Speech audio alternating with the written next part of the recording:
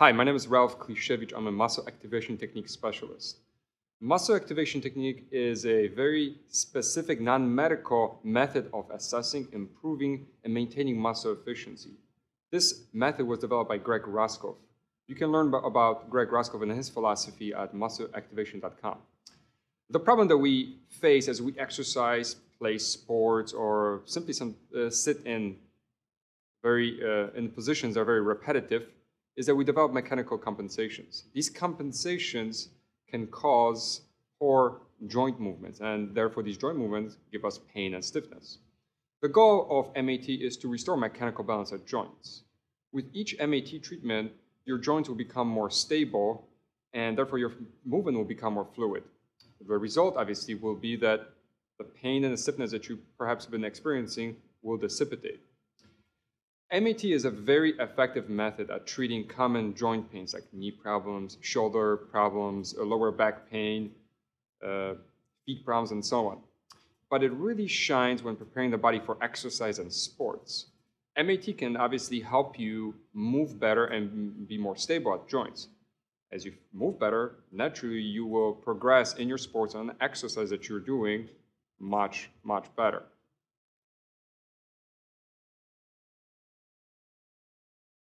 We're going to start by looking at a simple squat assessment. We basically want to see how Dennis generally feels when he squats. So go ahead, give us a couple squats. So basically what I'm saying is that his heel comes up a little bit and his left foot and the left knee seems to be a little bit unstable. How's it feel, Dennis? Just a little tight. Feels okay though. Tight where? Left side a little bit. Okay, so from this assessment, we can't really say much about what the muscles are doing, but we know that there's something's wrong at the left side. So next, we're going to put him on a table and take a more thorough assessment of the joints.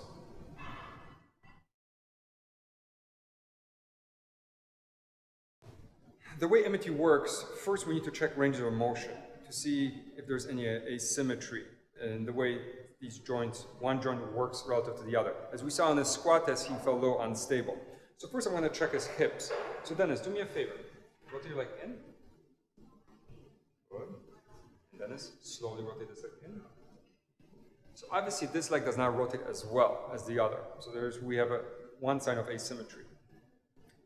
Next step, I'm going to test all the muscles that are responsible for rotating the leg in.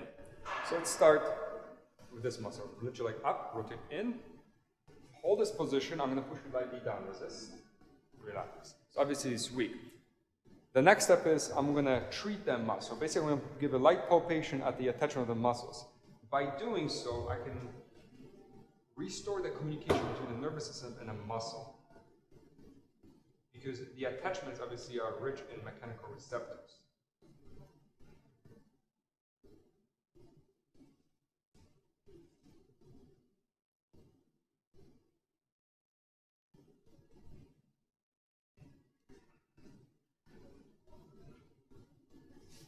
Okay, lift your leg up, rotate in, push you straight down, resist.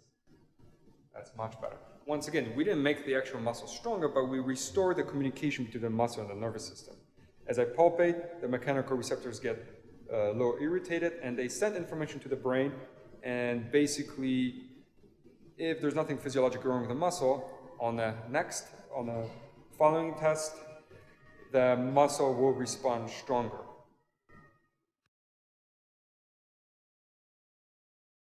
So I have treated all the muscles that internally rotate his left leg. So Dennis, please, give me a couple squats. Let's see how this feels.